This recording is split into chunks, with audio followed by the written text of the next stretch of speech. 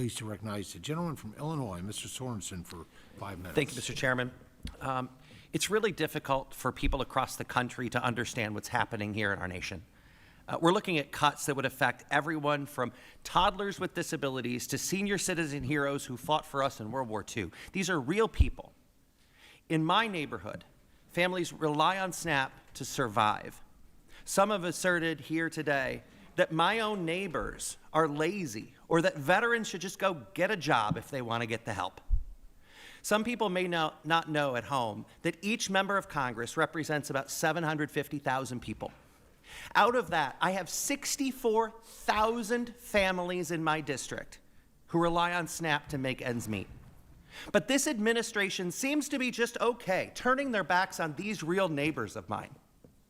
The fact that we're debating today whether some people deserve to be helped. You know, my colleague across the aisle and across the Mississippi and Iowa, Mr. Feenstra, touched on this. How do we lift people out of poverty? We should be answering that question. And I'm hearing no solutions today. This is not about the big cities of Rockford and Peoria. It's about Canton, Kewanee, Monmouth, and Pearl City, Illinois. If your town has a population sign of 5,000 or less, you're hit the hardest. Because it's not just that there aren't any opportunities here. Now you'll get no help to literally survive. And in these rural farm hometowns back home, they want a 5-year farm bill that opens up new markets, provides safeguards to keep their operations resilient, and guess what? They want food accessible to all. We want what's best for agriculture. We want the next generation of farmers to have a fair shot. We want our country to be energy independent. But we will never agree that it is a good idea to slash SNAP so billionaires get a bigger gulp of cash. Even if we eliminated 100% of the SNAP fraud alleged here today, it wouldn't even put a dent in the $230 billion in cuts that my colleagues across the aisle have prescribed.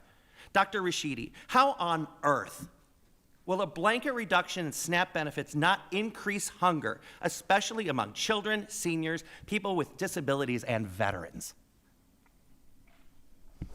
The rate of child hunger in the U.S. is below 1%. If we look at the very low food security, that has not really adjusted much at all in recent history, even with a 25% increase in SNAP.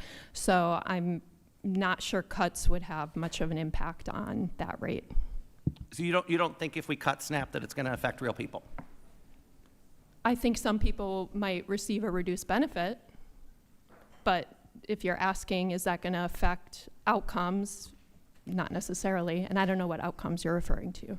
I'm saying very low food security, it's not likely to affect that. So in order to reduce fraud and inefficiency, we need to just pursue these blanket cuts that are primarily going to affect honest families. It seems we could modernize the system, with a chip card that would protect our investment as taxpayers.